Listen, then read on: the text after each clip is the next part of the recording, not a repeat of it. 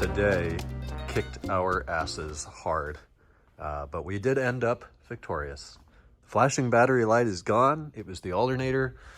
Duh, right? Isn't that the first thing you should check? Well, we had 13.8 volts at idle. We got a new one. We're at 13.18, 13.19, up to 13.2 on a fully loaded idle. That's all the lights on, radio on, actuating the sunshade, max AC. So maybe it was too much. It must have been too much. Another Bosch reman. I don't love that. That's all that's available. And I figured that would be something we could get in quickly today in about 2 hours and see if that did the job. And we just finished about 40 minutes ago. It is almost 8 o'clock. That was miserable. Why? Why was it so miserable? Because we get the belts off and then we're spinning the pulleys and it just spins and spins and spins, all three of them.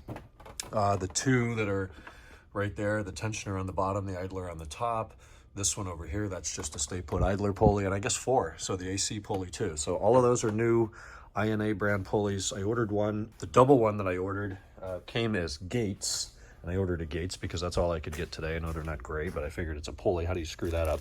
Well, here's the bracket. It's supposed to come together. It says Germany on it and made by INA, so I don't know why it's sold and branded as Gates. The pulleys themselves were also INA brand, which is the OEM.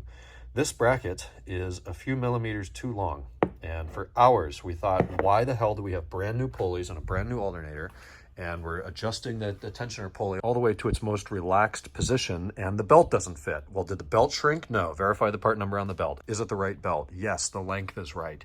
Verify the pulley on the alternator is the same. The alternator only goes in one way. So what the hell is wrong?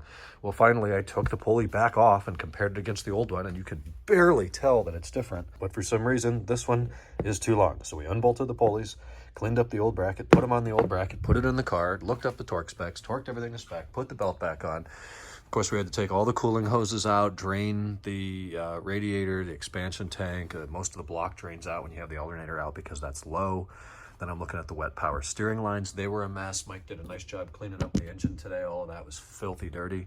So it's now clean. We've got dripping power steering lines. So I did the 2 lines in and out of the reservoir. One comes down here to the pump, 24 millimeter bolt, 2 washers on there.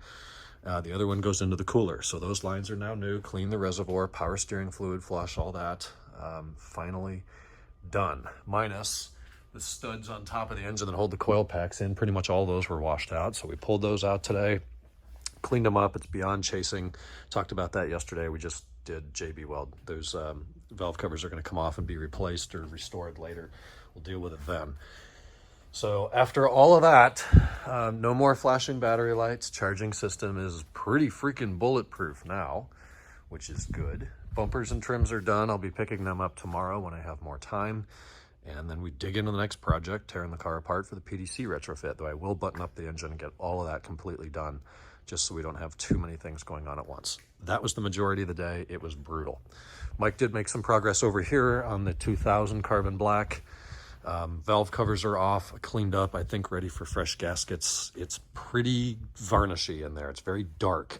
No thick sludge, but the whole engine is just, I'll try to film tomorrow before he gets those on. It's dark for a 50,000 mile engine, not what we wanted to see.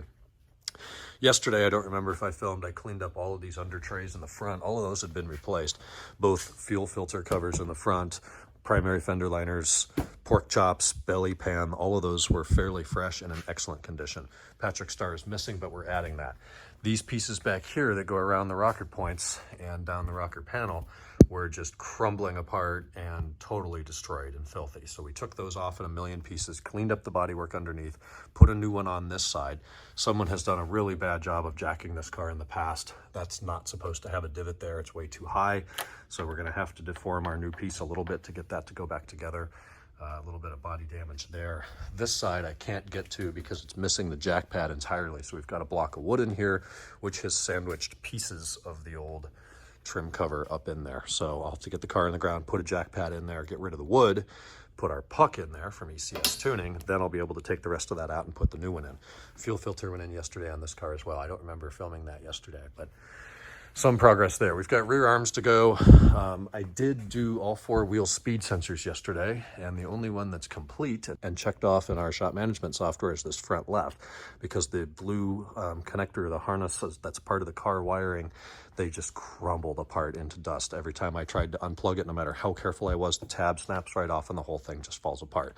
So thankfully BMW does sell a repair kit for that. It just involves removing the pins from the old harness, putting them in a new one or a new connector and snapping it together. I ordered 3 more of those. I had 1 in stock, ordered 3 yesterday. They're coming in tomorrow. So this is the piece that, and this one wasn't too bad. It's just the tab broke off, but I want to do this right. So be able to get that in tomorrow. Rear fender liners are out, 1 billion pieces. So we'll get the new ones in. Probably after we do the control arms, it's a little easier to access those bolts without the liners in place. This thing, put it through our PDI number 45 pre-delivery inspection. I drove it home last night. It did great. This transmission must be tuned. It shifts really well. I've never felt a BMW automatic of this vintage shift so quickly and so smoothly. It's just a dream to drive for an automatic. So I was happy to notice that. Everything else in the car feels fantastic. We got it up today. No, the timing cover is not leaking anymore, thank God. So it seems that that issue is fixed. Now we've got some seepage around the transmission, which we resealed. Used a genuine Mon filter and bolt and fluid and gasket kit, but that kit includes a cork gasket as if it's a 1924 Delahaye. We don't like the cork gasket, but this was one of the first ones we did, and we thought, it's what it comes with. That's Mon, let's put it in. So we did. You torque it to spec. 2 minutes later, you check the bolt torque. It goes down another quarter turn, until it eventually cuts through the cork gasket, which is now seeping. So we're going to have to take that down, drain the fluid out, put an actual rubber gasket in there from an aftermarket, probably Phoebe, and reseal and refill the transmission again. And this is the last automatic transmission service we're doing. I've had it. We're not doing these auto services anymore. No more fluid changes, no more filters. I will offer the conversion to manual. That is as far as we're going with transmissions, and obviously clutches and stuff like that. Anything with the manual will do. These automatics are just horrendous. This one's pretty good now that it's working once we get it sealed. That's the thing holding us up. This car is almost done. We are right there. Just need to reseal the transmission, call the owner, get this thing out of here, and collect some money.